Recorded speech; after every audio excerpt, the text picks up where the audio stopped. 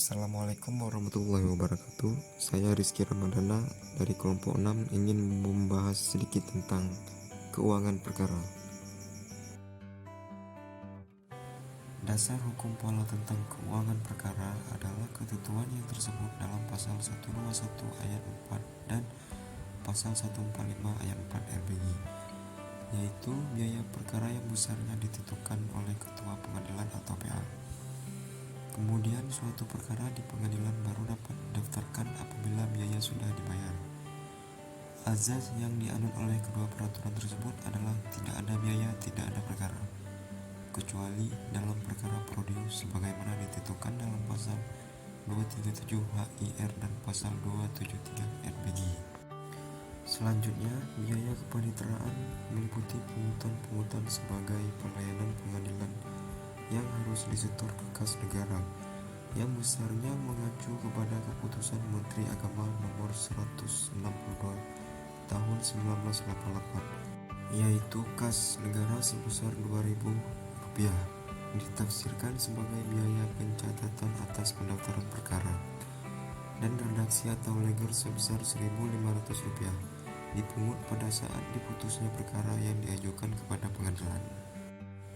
Berikut hak-hak kepaniteraan sebagai berikut. Yang pertama, biaya pendaftaran perkara tingkat pertama.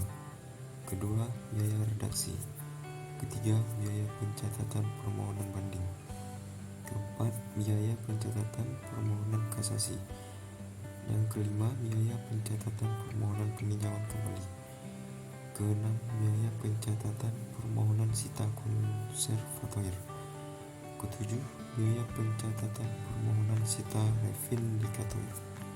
Kedelapan, biaya pencatatan permohonan pencabutan sita. Dan yang terakhir, biaya pencatatan pelaksanaan. Selanjutnya ada biaya proses, yaitu biaya pelaksanaan peradilan dalam rangka menyelesaikan suatu perkara. Dalam pasal 90 ayat 1 Undang-Undang Nomor 7 Tahun 1989 dijelaskan bahwa biaya proses ini meliputi yang pertama, biaya panggilan penggugat, tergugat, dan saksi-saksi. Kedua, biaya panggilan saksi ahli jika diperlukan. Ketiga, biaya pengambilan sumpah. Dan keempat, biaya penyitaan. Yang kelima, biaya eksekusi. Keenam, biaya pemeriksaan SET M4. Ketujuh, biaya untuk menyampaikan amar putusan. Dan yang terakhir, biaya lain-lain atas perintah ketua pengadilan. Adapun buku keuangan perkara yaitu buku jurnal perkara. Buku jurnal perkara mencatat tentang kegiatan penerimaan dan pengeluaran uang perkara untuk setiap perkara. Sehingga jurnal untuk setiap perkara itu adalah merupakan rekening koran bagi pembayar pajak perkara untuk tingkat pertama, banding, kasasi, dan peninjauan kembali. Jurnal keuangan perkara adalah merupakan pertanggungjawaban panitera terhadap pihak ketiga selaku pembayar pajak perkara.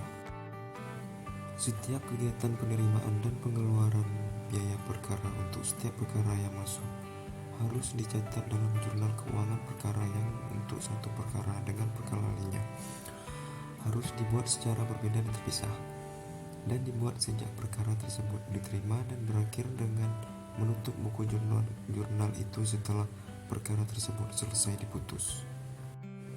Pada setiap awal buku jurnal keuangan perkara ditulis jumlah halaman rangkap buku jurnal tersebut dan ditandatangani oleh ketua.